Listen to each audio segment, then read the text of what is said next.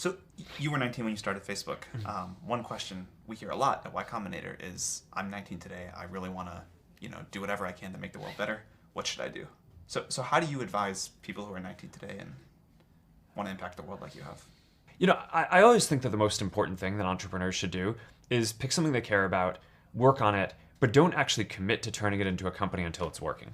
And I think that if you look at the data of like the very best companies that have gotten built, I actually think a tremendous percent of them have been built that way, and not from people who decided up front that they wanted to start a company, because you just get locked into some local minimum a lot of the time, a local maximum. I totally agree. And just to make this point, how far into Facebook did it actually become a company?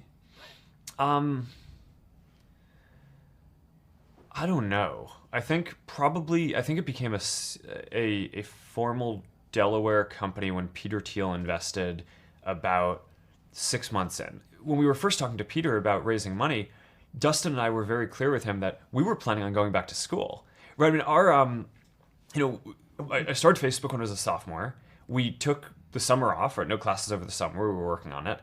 And then, our stated game plan was to go back to school in the fall and continue working on it then, but not like sit in an office and work on it full time.